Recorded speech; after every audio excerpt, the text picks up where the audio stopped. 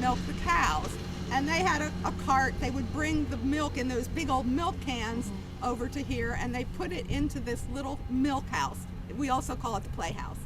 And there was actually a spring that went under that kept the milk cold. It has dried up. I do, I guess, occasionally, but also with the roads that came in here.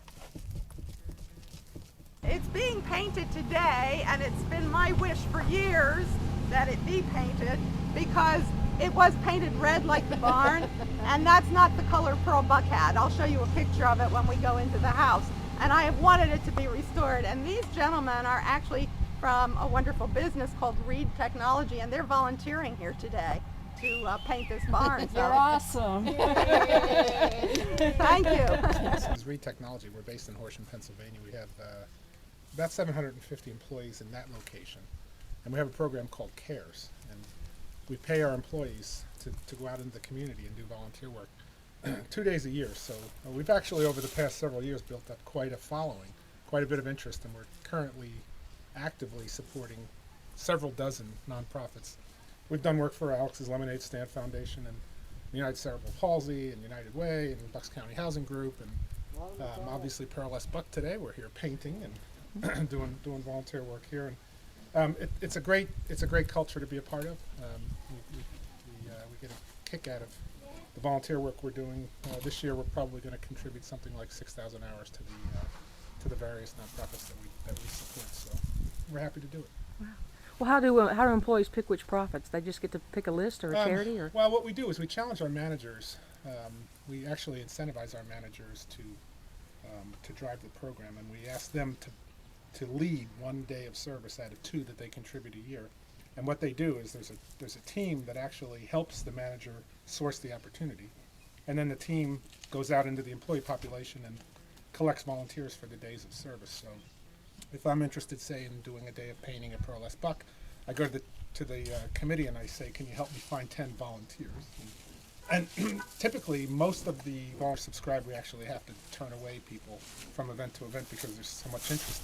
Didn't start out that way. Obviously, it's been built up over the years, and most of the employees really appreciate giving service, and a lot of them have actually attached themselves to these nonprofits over time. And they do more than just the 2 days. On the weekends, they give their own time and energy. So it's really a great program, and we're happy to do it. So there's almost like a tribe of people that are involved in the. There's a core CARES committee composed of 10 people, including our director of HR, and they are the people who stay connected to these various nonprofits that we're close to. Last year we did hours-wise. No, in terms of percentage of the workforce that really is involved in the. This year we'll hit. This year we'll have the employees will do more than 1 day per year for all of our employees. For all of our employees. Yeah. So that's. And we're on target. We're on target to do I think like 1.2 days per year per employee. So in our local operation, that's So that's 800 employees. Yep.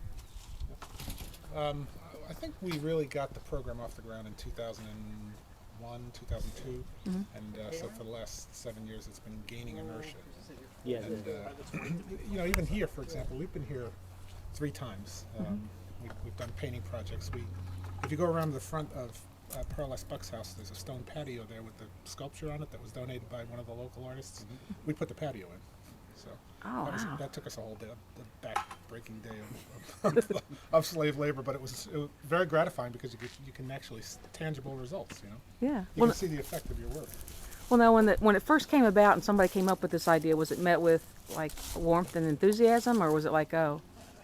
Well, how did you get past the gatekeepers and the people that? It's the kind of program that has to be supported from the top of the organization down. If it isn't, it's not going to work. And in our organization, it is. It actually emanates all the way up through our corporate parent, Reed Elsevier. They're a global scientific and technical content publication company.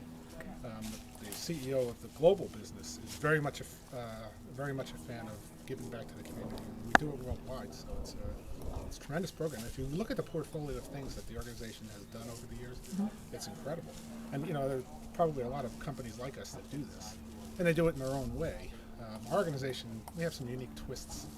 I sit on the board of a nonprofit in Philadelphia that services technology for nonprofits. Okay. So they're a nonprofit technology provider. They service 350 nonprofits. So we support them both with technology knowledge as well as we do grant making for them. And we're touching 350 nonprofits by working with them directly. So that's just one of the ways. Reed Elsevier makes grants, and we've worked on a grant with Pearl S. Buck. Last year we funded International Day. Wow. And this year we're working on another grant. We're going to try to fund a media center for the main house. So yeah, so it's fun.